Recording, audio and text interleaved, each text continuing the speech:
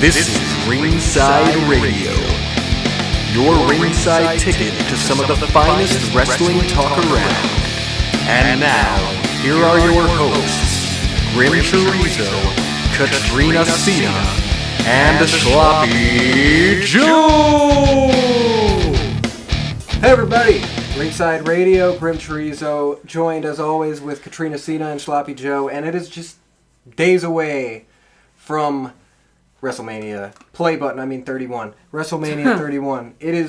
Today, it is Wednesday, and it is WrestleMania week. But I want to ask you guys, does it feel like WrestleMania? Nope. No? No. Not feeling it. No, it's just because the build-up's not there. Like, they have the big matches like they always do. It's just the build-up for most of the storylines really aren't there. Especially that main event. Yeah, the main event. And there's no regard for the tag team titles, which have now, if I understand correctly, been moved to the pre-show. Yeah. Yep. So that irritates me because Cesaro and Tyson Kidd are two of my favorite guys. So the fact that there's no regard for the tag team championship match, it's been moved to the pre-show. Like Sloppy said, there's not a lot of build for... Yeah. Especially the main event, which I have no interest or investment in the main event anyway, so I'm just like, ugh. This is the least excited I've been about a WrestleMania ever. Yeah, like it just... I know that sounds super negative, but I was talking to a friend on the phone today, and he was like, "Are you sick? Are you okay? You're not excited about WrestleMania?" And I said, "Well, I know I will be when we're watching, but right now it just doesn't feel like it." Yeah, it just feels like any other pay-per-view. Like I feel like I was more excited for the Rumble than I was WrestleMania. Yeah. I'm not really super excited. I have a little excitement just because it's WrestleMania. Right. Like the aura of it. But yeah, I would say last year I remember being super, super excited all week. Especially when it was basically known that Daniel Bryan was going to have a shot to actually be in the main event, and they were fixing what they messed up, So there was a lot to be excited about. But this year, honestly, the card, when you actually look at it, is pretty damn good. It's just when you've got a main event that is supposed to sell your pay-per-view, like that's kind of the point, It's the main event for a reason, and it's just no. Yeah, it's kind of hard to build a story when one of the main guys fighting in it never shows there. up. Yeah. And has a mouthpiece talking from. Granted, Heyman is great on the mic, and Lesnar should not talk on the mic. Exactly, but then when the other guy who's there every week can't talk on the mic, right? It's almost like he needs a representative too. It's like Heyman needs to represent both of them because he's the only competent speaker of the bunch. Which would be great if he just cut up. Just imagine Heyman just cutting a promo for both sides. Then he runs to the other side and starts talking for Reigns. That would be great. Pretty awesome, actually. I'd watch that. Yeah. Because really, we're talking about build, and we're already talking about this main event quotations. But so let's talk about this build quotations. The only confrontation that the two competitors had, other than in WWE headquarters the night after WrestleMania, was this week on Raw. And Katrina, I don't think you saw this, right? So that's for the best. I didn't. I was really tired, and I just kind of said, "Sorry, guys, I'm going to go home." And now that I've heard about it, which obviously you guys can describe it in greater detail, I am glad that I went home and got a head start on brushing my teeth because much I more think exciting. They could have put you brushing your teeth up on the TV, and everyone would be like, "Yeah, WrestleMania!" Because this probably because I was chasing my cats out of the sink. So it probably was pretty entertaining. So, yeah, thankfully you didn't have to see this. But Paul Heyman, he cuts a promo, Which was good, of course. Good, but I wasn't super paying attention because I was just like, whatever. But then, Roman and Brock staring down, and I just... So I'm expecting, and I'm sure you are, like, all right, this is going to end with someone laid out. Mm-hmm. Probably Roman laid out. Mm-hmm. Well, all that happens is Roman snags the title, Brock snags the title. They're both holding on to it, and they're like, "Give me! I want the title! That's it. They're playing tug of war, and the thing is, I thought this was going to lead into like, all right, Roman's going to spear him, or we're going to get an F5. And then it fades out 5 seconds after they're tugging on this thing. That is the end of a go-home, which I could complain about that for. I could probably complain for this whole podcast Yeah. about that one segment, just because it's like hilariously bad. Like, Yeah. I would say, and you could probably attest to this because you've been watching basically your whole life. Forever. Like, I think this, not WrestleMania specifically, but the WrestleMania main event this is the worst built WrestleMania main event. Yeah, I would agree. Because there's just I never really to thought it. about that, but Like, you can yeah. look at other things, and even if the match may not have been super great, most WrestleMania main events have they still stood gave up. you a reason to care. There was a story to it. Because if you were to ask anybody, what's the story to this? Well, Brock's the champ, and Reigns won a shot at it. Okay, but usually there's something personal That's about pretty it, right? much it. It's like, well, not really. Roman is this guy who, well, no, people don't really like him except a few people, and he's really good. Why is he really good? Well, he's big and he beats people sometimes. Okay, And he has Brock, 2 moves. Brock is the champ. He only wrestles every once in a while, and he's really good. Well, why is he really good? Because he beat the Undertaker.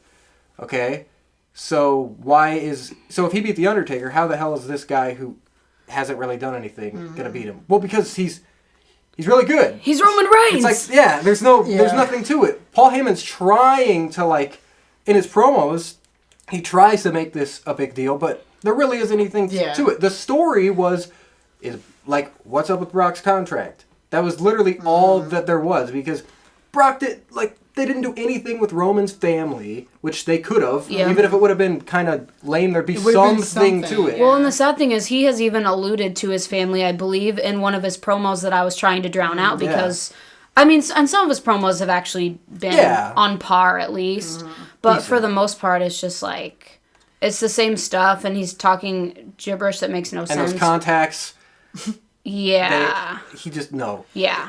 He looks like an alien or something. Yeah, he really does. Like, and something they could have done to actually make the story personal is like it's like you said, he was bringing up his family in multiple promos. Why couldn't they have had Have Lesnar go, like, slap his mama or something. Well, not even I mean, that. I'm sorry, Edge he beat did up Cena's something. dad, so why not? Well, not even that. Have The Rock come on and like start being a mouthpiece for Roman, and then have Brock destroy him. Yeah. Yep. Well, I'm And surprised. then Roman can be like, I still think well, he should maybe slap his mama too. Yeah. I mean, yeah, he could do that too, but Just or, once. or even the Usos because they're That's what I was gonna cousins. say. Like, And they're right there. have them like have Lesnar getting the crap, or not Lesnar, have Roman getting the crap kicked out of him by Lesnar, and they come in to help him, and then he just like, no, and just destroys them. Or just Brock being a douche, just go beat up the Usos just to make it personal. Just to Except I feel like they're trying to like have him on the fence right now. It's like they don't want him like mega heel or even heel. They That's want him why it seems like they want him on the fence. I really feel like,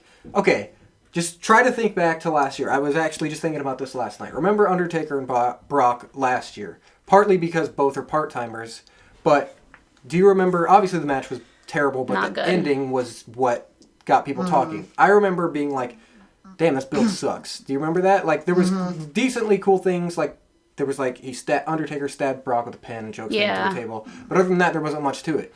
And the build was just like, very forgettable. So you didn't think much of the match until the ending. And so that might have actually been by design if you think about it. Because it just came out of nowhere. I doubt it, but it's worth thinking. Maybe there is going to be some big shenanigans with this. Well, and okay, what do you guys think of this? Because obviously it just came out, I think, yesterday that Lesnar has re-signed for what, 3 years? A multi-year. I don't know. Multi-years, okay. I didn't hear how long. Yeah, it's multi-year. That's all I know. Which people obviously are going to have different opinions on that. I personally am not excited because I'm not into him. Yeah. But I know a lot of people are very happy about it, and that's cool too.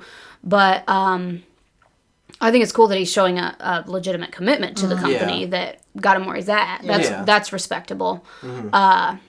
But do you guys think this coming out, WrestleMania week is to maybe get people to think, oh, Lesnar's going to keep the title, and then he doesn't? That's what I think. It was just a thought I had last night. They announced this because I mean, possible. one thing that about the re-signing that I thought was really cool is it just made it feel like a big deal, like Brock or not, like he is a big deal, and it made it feel because it was on a channel that I've never heard of, but I think it's called ESPN or something like that. I think they show sports on it. So they put it on there, which wrestling doesn't, or WWE doesn't do that much, which that's pretty cool that it's going across the platforms. But what I'm trying to say is, when people re-sign contracts, they never make a big deal out of it. Mm-hmm. But they did this, so yeah, it is. I think it's playing into the match. Like, everyone was wondering, okay, Brock is leaving after WrestleMania. Obviously, Reigns is gonna win. Mm-hmm. Right. So now it's to make you think, well, if Brock's staying, he can't lose, and then that's maybe just Reigns will beat him. Yeah. And that's just what I saw from people commenting that too. Yeah. But because I didn't even click into it to read it. I had just seen comments of people going, "Oh my gosh, maybe Lesnar's going to retain," and all this and that. And which was a thought I had as well. Mm-hmm. So I just didn't know what you guys thought. My only thing with it is it doesn't really bother me if he resigns or didn't sign. Like, I didn't care either way. Yeah. Like, I like seeing him around and stuff, but I'm just at the point now, it's like, whatever. But, like, if they do have Roman take the title off him, what's left for Lesnar? He destroyed Cena. He destroyed The Undertaker. He's held the title for how long now? Like, what's left for him to do after he loses the title? That's a good point. Really, how do you book him after that? Well, it is. He's the guy, if it's not in the title scene. Yeah. He's the guy who did the impossible and beat the Undertaker's WrestleMania streak. Because if people like Shawn and Triple H have all tried and failed multiple times, and he comes up and does it once. Like, how do you book him after that? Reigns is Vince's kind of. Well, obviously Vince has big hopes and plans for Reigns, which is why this is still going on. But at the same time, he obviously loves Lesnar a lot. Mm-hmm. He's paying him a shit ton to do little work. Mm-hmm. And I can't hold that necessarily against Lesnar, but that's obviously saying, like, he really wants him. So it makes you think, like you said, if he loses the title, what's he going to do? Just fight back for it at the next pay-per-view? Mm-hmm. Like, I would see it be more in Lesnar's character to just be like, I'm out, after losing. Like, But, so it is very interesting. I think that doing this has added a bit of unpredictability to this main event. That's about the only thing I care about is what's going to happen and what the crowd does to Roman Reigns. And if there's a cash-in. Yeah. Oh, exactly, yeah. And see, that's another thing that makes me excited about it, is because you don't know if he's going to cash in. Well, if there's... feeling he's going to try and attempt to, but whether he's successful or not is an attempt is one thing. A fail is if he attempts and it doesn't happen, whatever. But if he attempts and he loses, I'm going to be so disappointed. Like, we can't have another failed cash-in. And I don't think he will have a failed cash-in. I don't either. Because he's Triple H's guy. And they've really done so much with... Like, he's been a Money in the Bank holder who's actually been built up well. Mm-hmm. Usually they you have this briefcase, so we're going to make you look terrible, so when you cash in... I don't think it's possible to make Rollins look bad. He just... Everything he does just speaks for itself. He's just so stinking good, it's not even funny. He's just so gifted. Mm-hmm. Mm-hmm.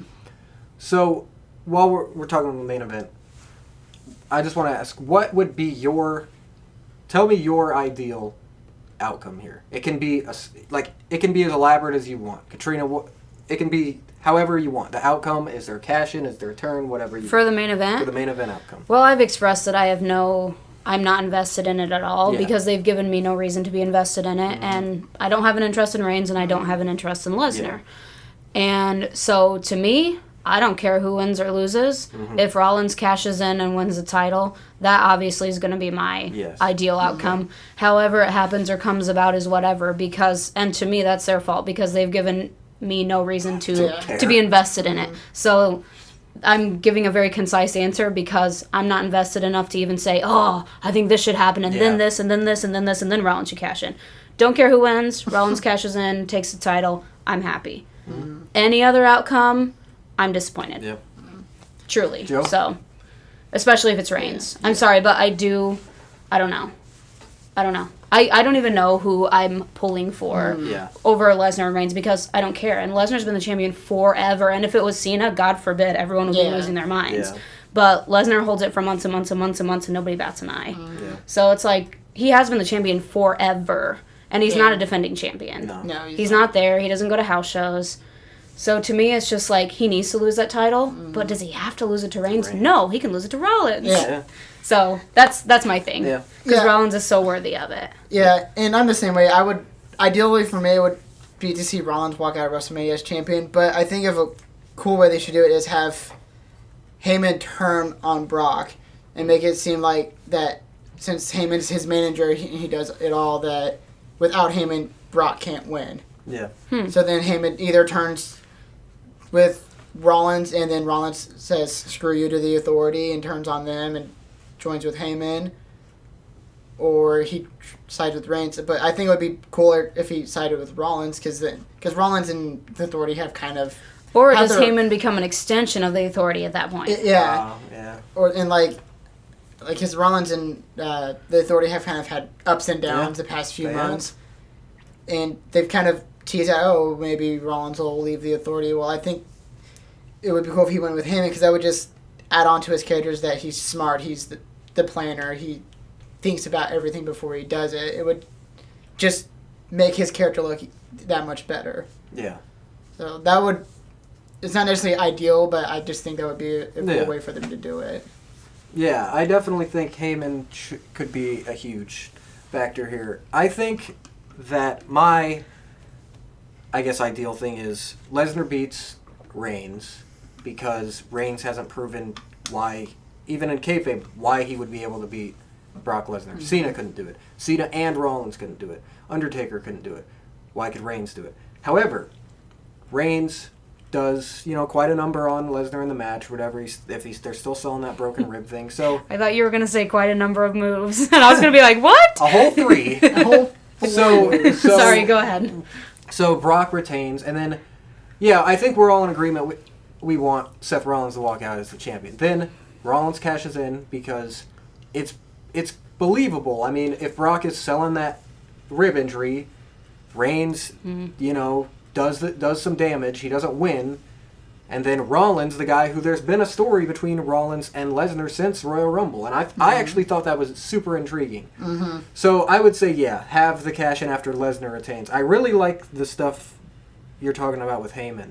Because I want to believe and hope that they're going to turn Reigns. Because either at WrestleMania or the night after. Because the crowd is going to eat him alive at both of those shows. Mm-hmm. It's a perfect opportunity, and they can do one of 2 turns.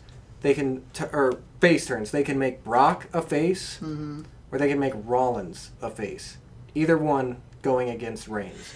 I'm not saying I necessarily want that, but I think that they could easily do some form of double turn. Yeah.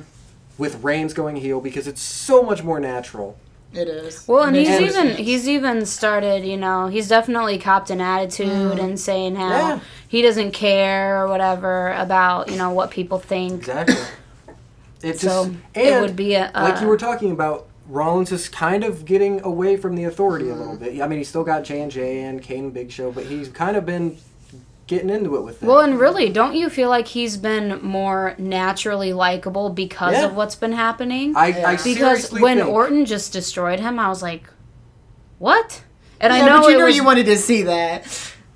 Well, not me because I like Rollins. Well, but that's the thing where he kind of deserved people pay to see him get killed. Yeah. But to me, that in my eyes, that made him more likable because it was like, what? Yeah. He just destroyed him. Yeah.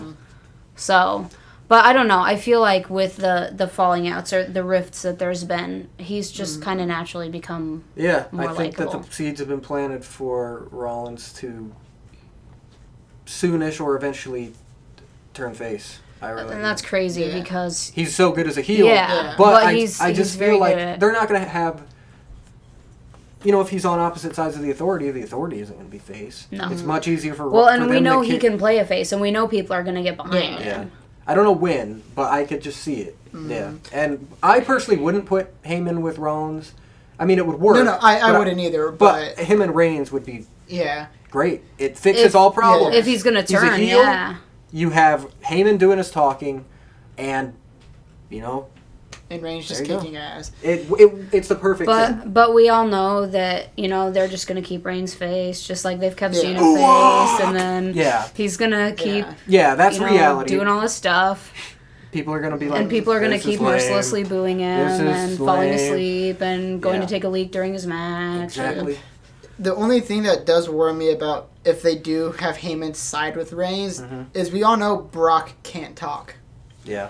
So, but I have noticed though lately they have been letting him talk a little more. He can, and this is coming from me. Yeah. He can if his interview is structured. Yeah. Very structured. Yeah. But if you just give him a mic and have him cut a promo, he Yeah. can't. He Yeah, cannot a do it. pre-recorded And that's what I was- promo is yeah. it's Exactly. actually- it's pretty good. And But that- that's because how many takes? Who wrote Well, it for him? and it's structured. Yeah. So they can ask him a question and he Yeah. can answer it. Yeah.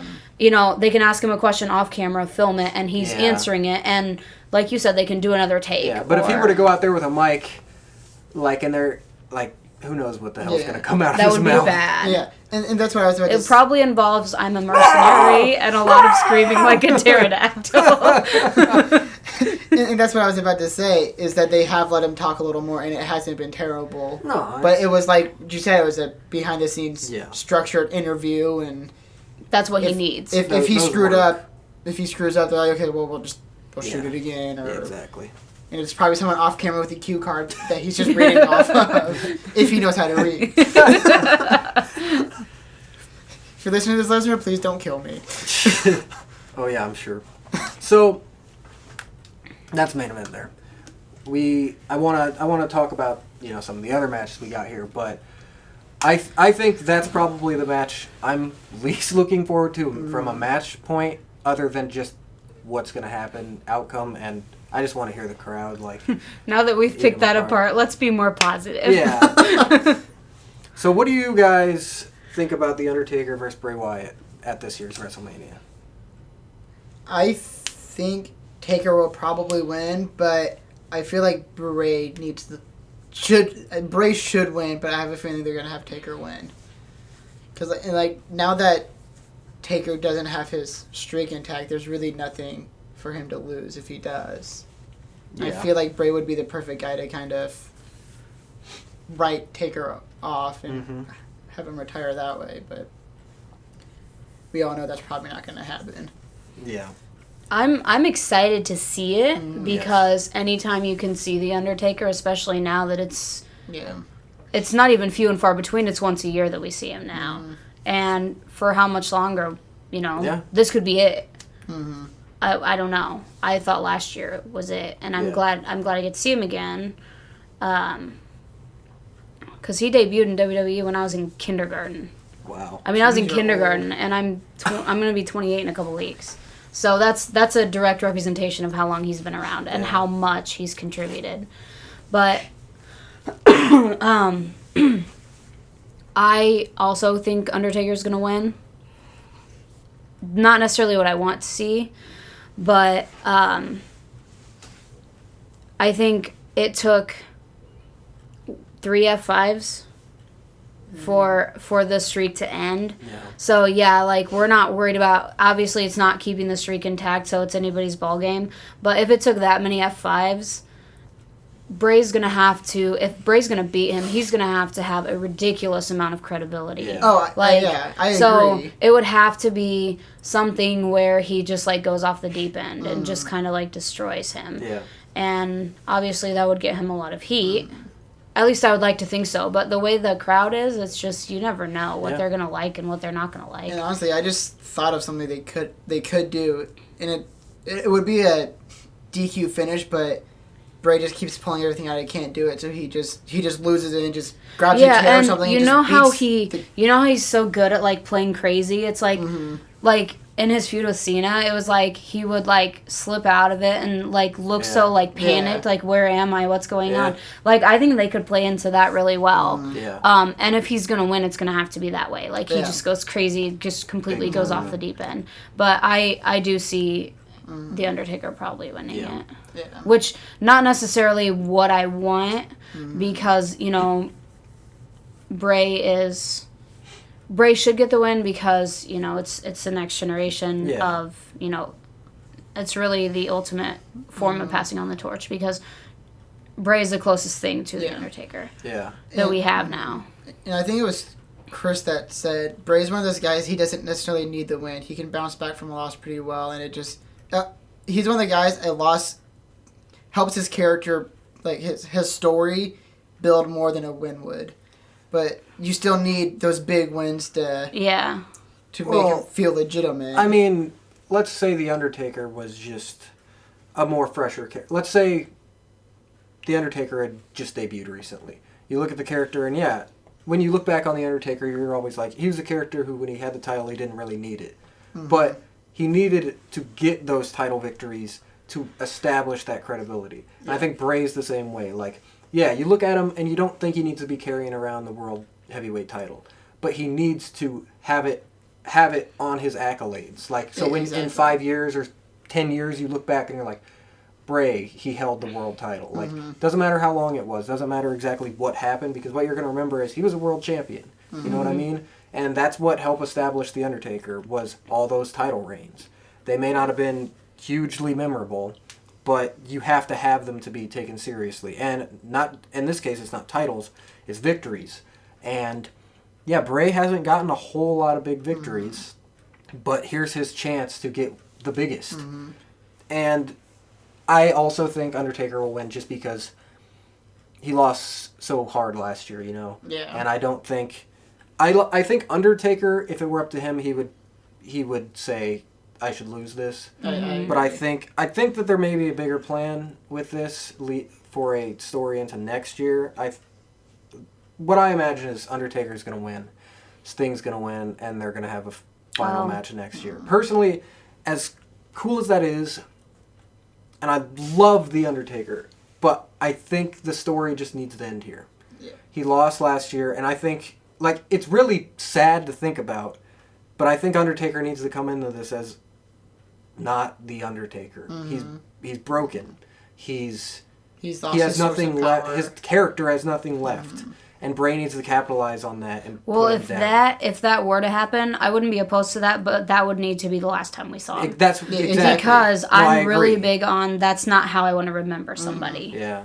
Well, no, I agree. It's just the Undertaker character. Like, he's such an over the top character, anyways. You know, his story, it needs to end with the ultimate putting over Bray, basically absorbing his soul. Like, I know everyone says it, and it's kind of cheesy and over the top, but look at your characters. Undertaker and Bray Wyatt. I say go all out with that stuff. Like, some people may not get into that or may think, like, wow, what am I watching here? This is really lame. But I think when you have two supernatural beings like that, capitalize on it. This is your chance to do that kind of stuff. The only problem with that is they would need to have had a better build-up and Undertaker actually being there in order for that to happen, I think. But I think it would be fantastic.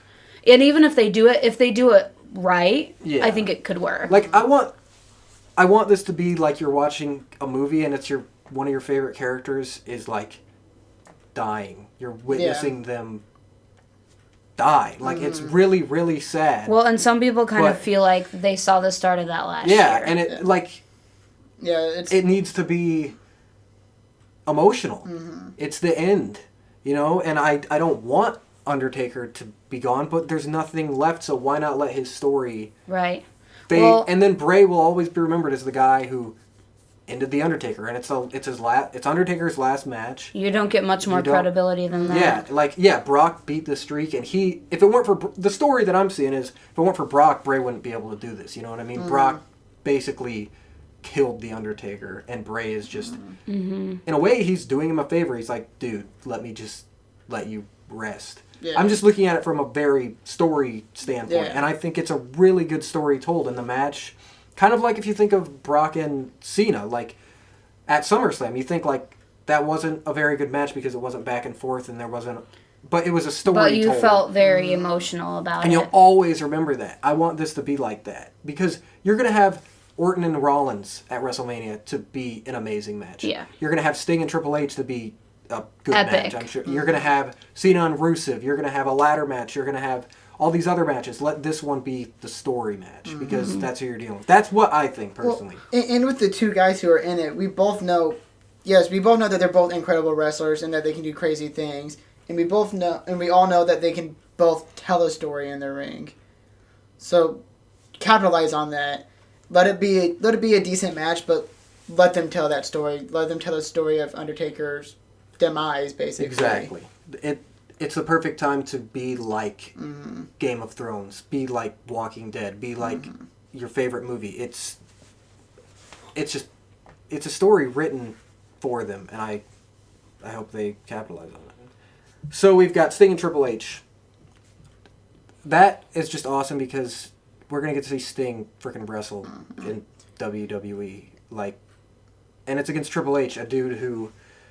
I don't know how old he is, maybe 45-ish or Probably something like but that. But he can still go big time. Like, he can go with anybody. So Sting is 55, and I think this match is going to be great. Like, I feel like it's like, okay, you know when you're in elementary school and you have hot lunch every day, and it's like... There's the birthday lunch where you get the cupcake and the ice cream and the corn dog. Oh, and, yeah, that's like the best. all the stuff you want. That's how I feel like when Triple H gets in the ring. Yes. Now, because it happens. It's like it's you know, March birthday lunch at elementary school. That's how I feel because it doesn't happen very often, and you miss seeing Triple H in the ring. Yeah. And so by the time he gets there, you're salivating for that moment when he's gonna wrestle again. And when he does. And it's against it's Sting, gonna like be you good, said. yeah. Like, I didn't think that he actually ever would come work for Vince. I didn't think that he would. And, you know, he came and worked for TNA, which was, like, so cool because I got to go and see him when we'd go see TNA. So that was really good that he did that, but I still didn't see him working for Vince. It was almost like one of those, you know, hell freezes over type of things. It's crazy. It's happening. The fact that we get to see him wrestle and we get to see him wrestle against Triple H, it's totally... the cupcake and ice cream and corn dog meal for me. That's a good way to put it. And like for me, all the rumors I was hearing up to the point was that it was going to be Sting and Undertaker. Yeah. And yes, everyone wants to see that match and it would be a good match, but they're both 50, 60-year-old guys. Like, they're both older. It probably wouldn't be that great of a match because they don't have that young guy to kind of bounce off. But as soon as I heard that it was going to be Sting and Triple H, I'm like, okay, I'm still... Because Triple H can still go. Yes, Well, he proved it last year with Daniel Bryan. Well, and it's because he's... guys. But it's because he's so smart. Like, he realizes now that he needs to really pace out the time he has left. Yeah. And that's what he's doing. And that's going to...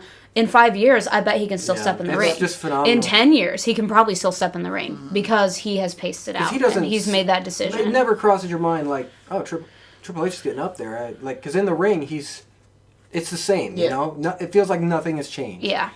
Yep. So I'm definitely looking forward to that match just because who's in it. It'll be like a big epic thing. Yeah, that's why the thing about this WrestleMania, like, when you really think about it, there's a lot of the matches are filled with part-timers, which kind of sucks for the builds. And I'm just talking strictly for the matches. It's something cool to just know, like, this is the only place you're going to get to see Undertaker, Sting, Triple H, Brock Lesnar, all, if I'm missing any other part-timers, but those four for sure, all in one place. Because they're actually all going to be there. Yeah. Like, even though the builds have been lacking, and I'm not justifying that, I'm just saying, if you think about it, like, it's going to be a pretty cool night. Like, you're getting to see all this in one night. That's why it is WrestleMania. So that alone is kind of giving me a little bit more excitement. I guess that makes the part-timer thing make a little more sense. I wish that they weren't all, stacking there to it is almost ruin like a treat. the builds. But like when you're actually watching it, it's like, I can't believe I'm seeing this. Like, it's cool. It's kind of like Raw 1000 when everybody and their pet duck was there. Yeah. And honestly, to me, I feel like the Sting and Triple H story is the one that's been built up the most. Because they've been building it since, Survivor Series? Yeah, it's got... And the last few weeks, Sting's been there every it's been cool he's actually been there. Because that's another one you can't just have all mind games. Like, I'm totally cool with Undertaker not being there until WrestleMania. That makes perfect sense. Yeah. But Sting had to show up eventually, you know? Yeah.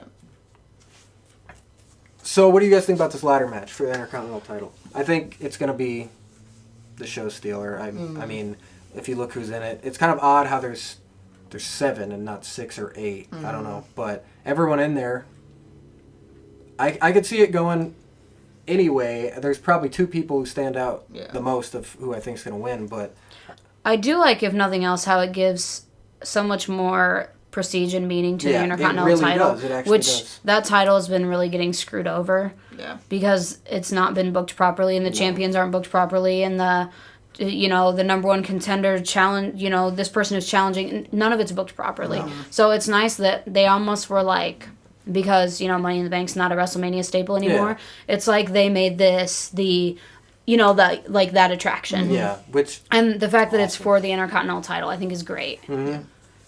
I really do like that a lot. Because it actually does, like everyone talks about they need to make it more prestigious and stuff, but it really does. Like, everybody wants it, and they're willing to fight for it in a ladder match. All of these guys. And that's exactly right, because you look at the title now, and you're like, oh, man. Everybody wants this. That's a cool title. Yeah. Because of how... And they've actually even been physically fighting over it, which I think is symbolic, because it's really you want to physically fight over it? Let's put it above the ring, and you can, you can really fight over it and see who deserves it. That is one that's been built well. Yeah. Definitely. Yeah. The only thing about it I didn't like is that every person in it got the title shot because they stole the title. Like, exactly. How come someone That's what I mean. Hornswoggle can walk up like, I'm going to take this title and run off with it. Literally anyone could have just been like, I won in that match. Yeah. They just take it, yeah.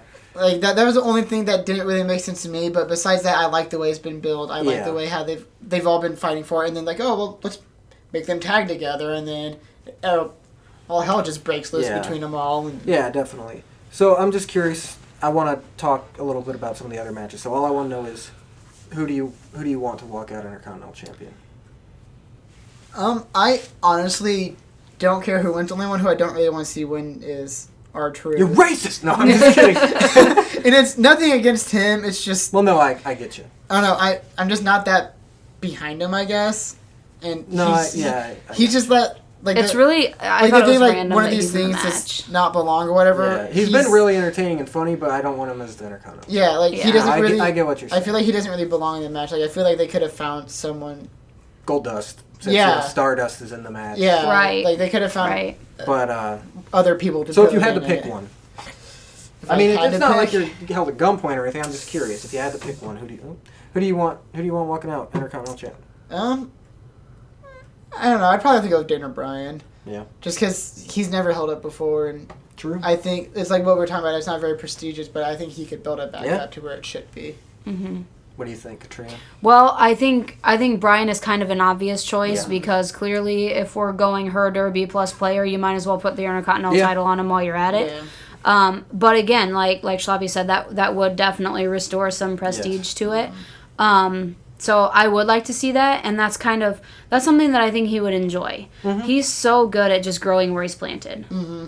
Which is funny because he's all into organics and stuff. So that was kind of funny. But he's really good at finding a happy place wherever he is. Yeah.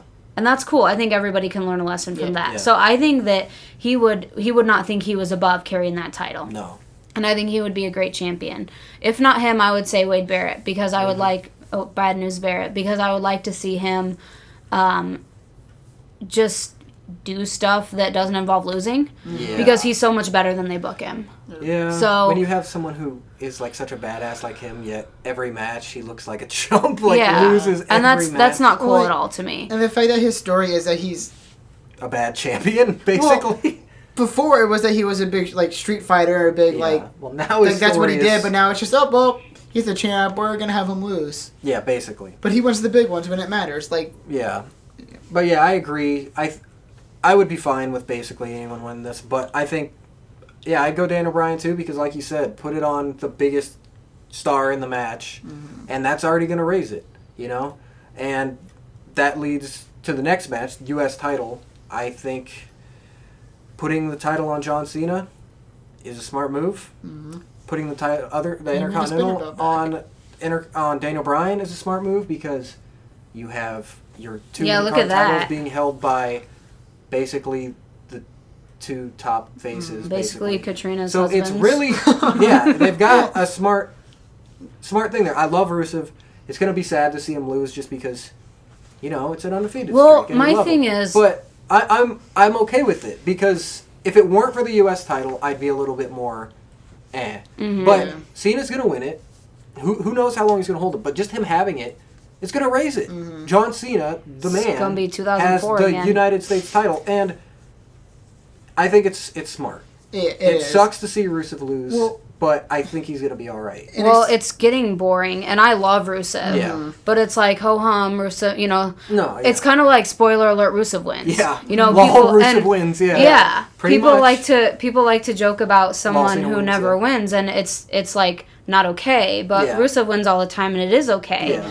And I love Rusev, but I'm going, okay, we could really... Yeah, we could really do something else now. Because him losing doesn't mean that... It's over. Yeah, I mean, he can always win the title. There's so much back. more. Yeah. There's so much more he's gonna do. Yeah. And I'm sorry, but there's no shame in losing to Cena. No. Yeah. Lol, Cena wins. I mean, come on. Yeah. The guy who always wins versus the guy who always wins. Somebody's got to lose. Yeah, it is. Exactly. Every match is just a DQ finish. Yeah. But if that spinny belt comes back, That would be awesome. I would probably cry Yeah, because that I would would be be awesome. the spinny United States belt. I love that thing. And another reason why I'd be okay with Cena winning is if they do have Brock retain, then you need someone who can hold a title and Main event. be able to main event Main house event with shows titles. or I Raws honestly or think whatever. that would be very Yeah. smart if Brock's going to retain. Exactly. Because he's Actually, obviously yeah, not- that does make he's a lot not of gonna, sense. That way you could have your main event on Raw even be the Intercontinental title. The Well, United and States people are title. going to want to see that if, I think it's- say Daniel I Bryan's think it's holding an the title. actual, if that's what their plan is or something from this, I think that's It's really smart, smart. yeah. It will bring the prestige up.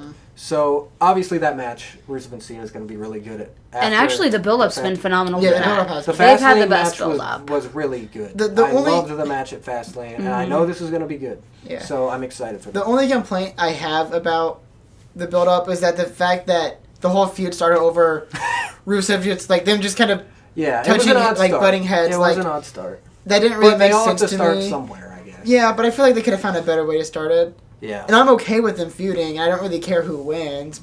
Yeah. I just want to see Well, a good match, and I know I Yeah. will. I do so- agree. It was kind of odd just after a pay-per-view, like, hey, you came in my interview.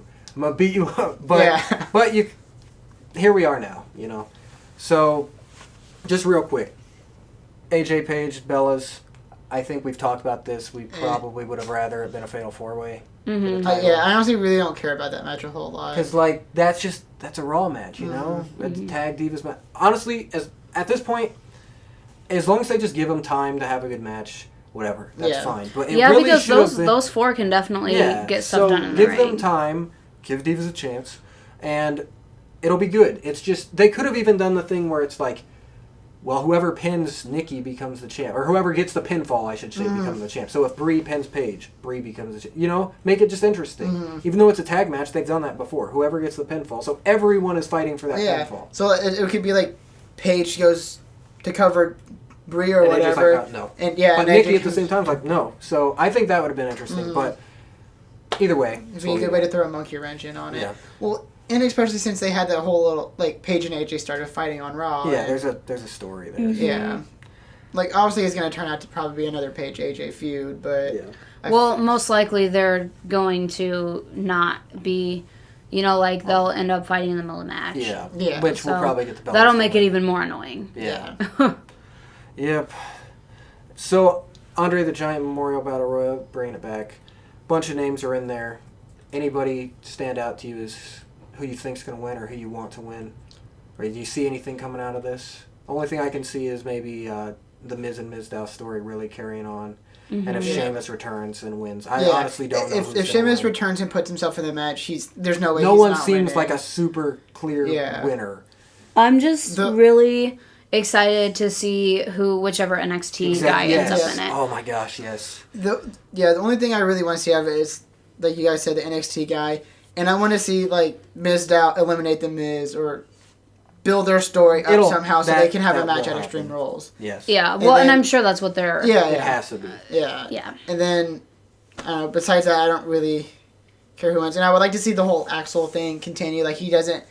Like, he gets eliminated, but it's not a decisive elimination. Yeah. They need to carry that For on the record, because- I think he's hilarious. Yes. I think he's great. This is the most anyone's been behind him since his debut. Because I haven't really cared for him until This is the Genesis of McGillicuddy. I think what he's of doing the- is really great. Yeah. So don't kill it off. Like, have him... Yeah, go under have him be eliminated through the second rope so he wasn't actually eliminated, and then next night on Raw he's like, I wasn't. Yeah. Or even have someone come, like if Sheamus isn't, have Sheamus bro kick him so hard it knocks him out. What if he came? What if he came around there you after go. all this and won the darn thing? That would be. Wouldn't that be like? I think it would be awesome. Yeah, I would be all okay. I think it would be great. And then for the rest of the. Because then he doesn't shut up about it. And then for the next 6 months or whatever, he comes out like, oh, I deserve a title shot. It writes itself. I should be main eventing. And he can just be this loudmouth. Yeah. Mm-hmm. So I think, really, I think just talking about it has gotten me a little more excited. Yeah, I agree. For WrestleMania, it's gonna be fun. It's gonna be fun to watch. It's gonna be fun to see what happens, and it's gonna be fun to see what the crowd does to Reigns, honestly. And we've got the night after WrestleMania, which I'm just as excited for. I feel like I'm more excited for the Raw after than I am. It's always a good one. Mania. It's gonna be exciting. I'm pumped. Oh, and we forgot a match. What's that? What do you guys think about the tag match? Oh yeah, that should be on the actual card. I think it'll be fun. It'll be exciting. It's just kind of interesting because this is the exact same match they gave us last year on the pre-show, not the exact same teams, but a fatal 4-way tag for the titles. Mm-hmm. It's like they just see that as a pre-show match. I think that should be on the card. Yeah. But either way, out of the teams in it, and because they're awesome, I hope Kid and Cesaro retain because. And honestly, and I think they will too. Because who are the teams? Kid and Cesaro, Usos. Los Matadores, Usos, and New Day. Yeah, out of all those teams, the only ones who I can possibly see winning are Usos. They don't need it. And what are they? Masters of the Universe. Yeah, basically. Is what they call themselves. Well, they call themselves a bunch of stuff. Yeah. But nothing. Like those are the only two teams who I actually see and they're winning. just getting better every week. Like, and the thing is, they have Natalya to kind of help as a distraction too. So they stay. One thing that's interesting is every team has a someone in their corner. Oh yeah, that's true. Xavier I Woods, didn't even Naomi, think of that. El Torito, and Natalya. So that's actually kind of interesting. Yeah, I actually hope that plays in. But the fact that the Ascension is not in that match is very annoying. It's terrible. Or primetime players. Yes, you're right. Yep. But like as much as I like the guys in New Day, I'm not really behind the tag team all that much. No, and the fact that Los Matadores are in it, like. Yeah, I'm so done with them. Yeah. If they didn't have the short shit in a bull costume, they wouldn't still be on. Yeah, you're right. I'm serious. No, I agree. It's just kind of silly to me. Like the whole bull thing was cool, like the whole WLC and all that. But that was a surprisingly good match. Yeah, I'm done with it now. What else are they gonna do? Yeah. I'm just so excited that Cesaro and Kid are the champions though because they're two like standalone. They've become two of my favorite guys on the main roster. Like and when I heard they were putting them together as a tag team, I'm like, well, I can kind of see it, but it doesn't really make sense. But now that it's actually happened, I'm like, this is great. They're perfect. Yeah, they're perfect to be together. They're very fluid. Mm-hmm. But yeah, WrestleMania 31. It's gonna be awesome. You're here. I'm here. Let's do this! So Katrina, we hear that you went to the first NXT house show outside of Florida in Columbus. What was that like experiencing the very first one that's out of Florida?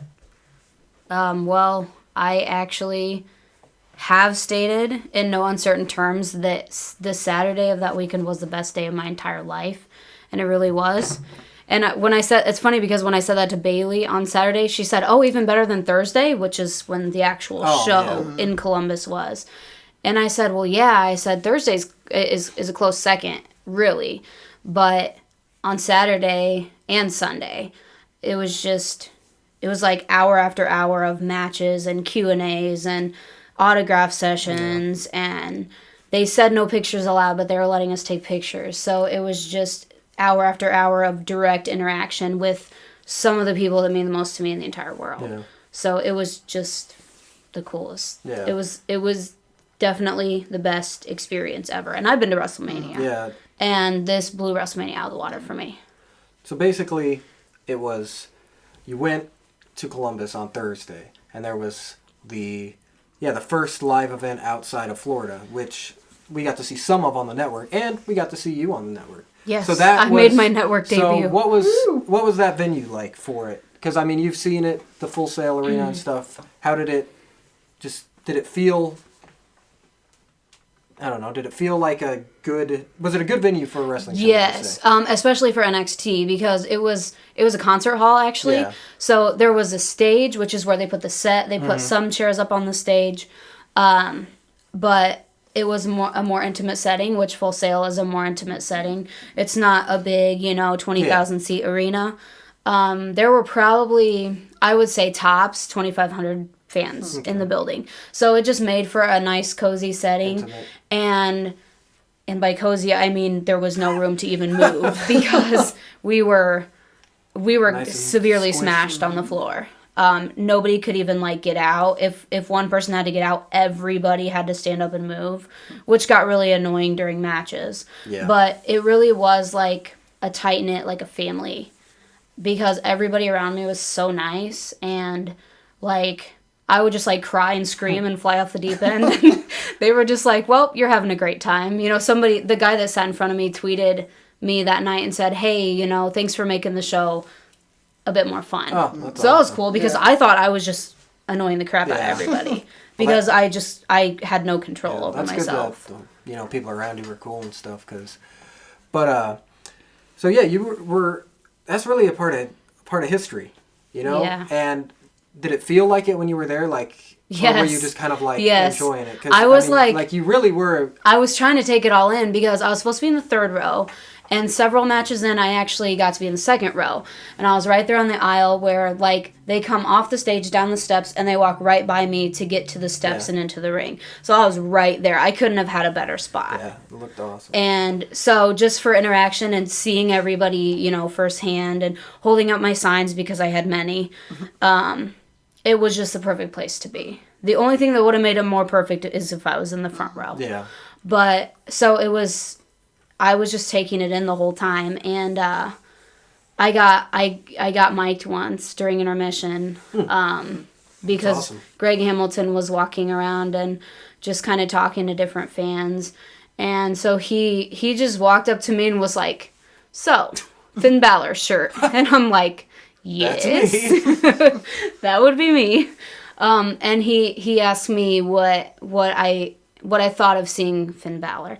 And I said that this was obviously the first time I'd seen him in person. Yeah. That, he had become easily one of my favorites on the roster. And I told him, honestly, the entire experience, not just Finn Balor, the entire experience this has been one of the greatest things I've ever done. Yeah. And so it was cool. Hearing yourself in the arena is really weird. And Jerry said he was like walking to go to the bathroom or something. My brother Jerry was up in the balcony, and he said he stopped dead because he was like, "That's I know that Katrina." voice. And he looked down and saw me talking into a mic, and so That's it was. so cool. It really was just something where there was just so much to take in. It was so overwhelming. Yeah. And every time somebody came out, it was just like the coolest thing. And seeing some of them, seeing a look of recognition on their face. I haven't seen these people since the end of June last year. And they saw me once, maybe twice. Bailey right away was like, "Oh, it's you!" And I was like, now I was holding my sign, and she remembered that. But she told me on Saturday when I saw her that, "Oh, it was so cool coming down the steps, and the first person I saw was you." And that, I started crying when she told me that. And then she reached across the table and hugged me for, the fourth time. But they remembered seeing me. They remembered who I was before I even mentioned the sign or showed them the sign. Yeah. The ones that I saw last summer remembered who I was. And that's a huge testament to how much they appreciate their fans. Yeah. Because I didn't have to, whip out the sign and be like, "Hey, remember this?" Yeah, they just knew. They would see the picture and be like, "This was in Leesburg, Florida." And I'm like, "Yeah." So that's cool. Wait. And they'd be like, "Oh, this was," Adrian was like, "This was last year, right?" And I said, "Yeah, last summer." He said it was in Leesburg. I said, "Yeah." And Enzo could tell you it was in Leesburg. And how he, and it was just so cool. Yeah, that's... I could talk about it all day. Now you were obviously just talking about how you met a bunch of them this time and that you got autographs. What was the best experience with meeting one, whether it was for the second time or the first time? Enzo is just always such a good guy, and he was so real. He really is the realest guy in the room. And he said that How you doing? you don't know how much it means to us to have somebody who's willing to do this, to travel, to go, you know. And I told him I think I do because I know how it makes me feel inside to see you guys.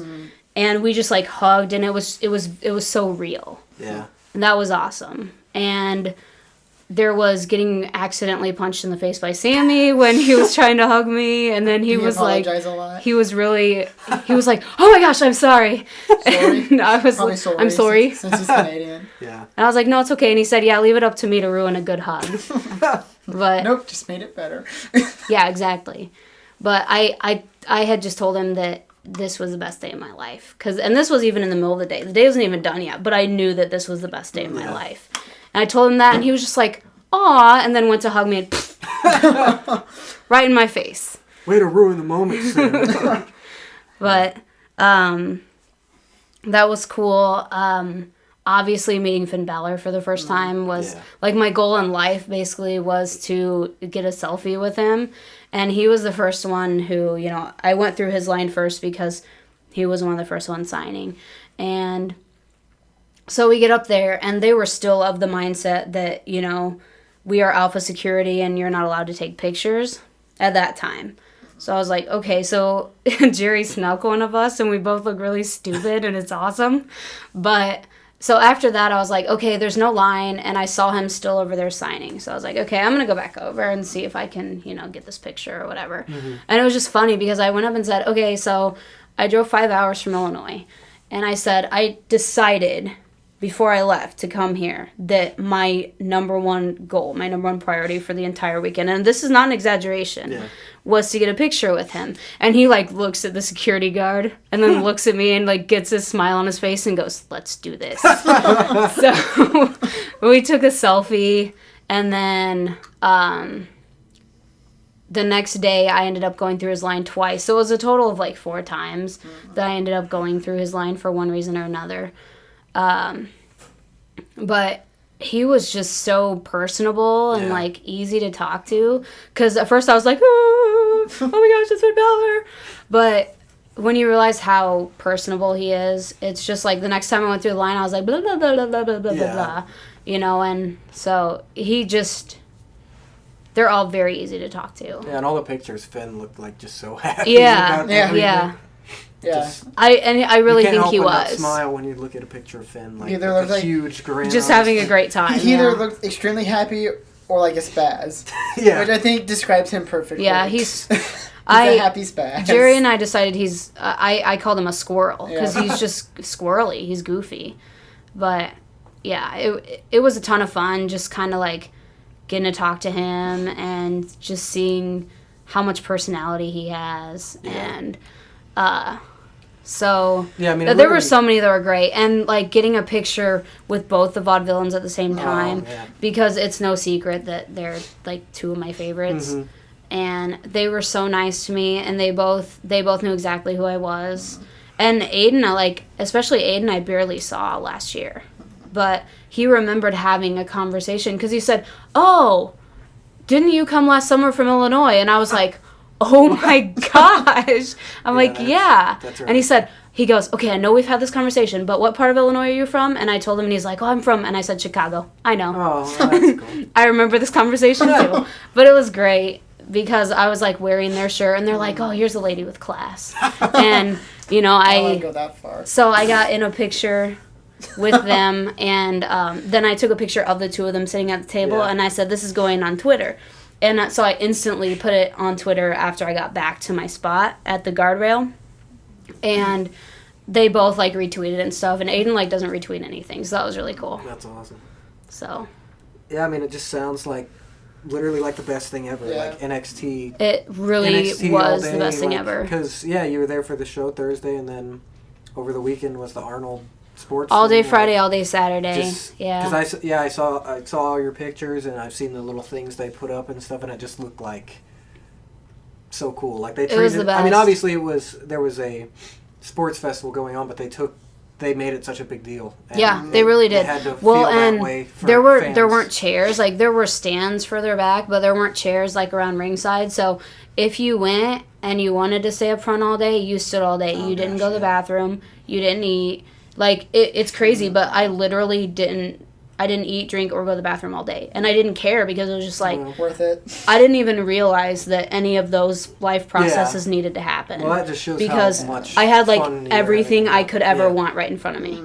And so by the end of the show, my feet were killing me. But like, and I'll never forget, Corey Graves came over and shook my hand and said, "Hey, thanks for hanging out with us all day." And I said, I would never be anywhere else, ever. Yeah. I said, "This is my favorite thing in the entire world." And he said, "Wow, we really appreciate that." And, of course, the next day there I was again.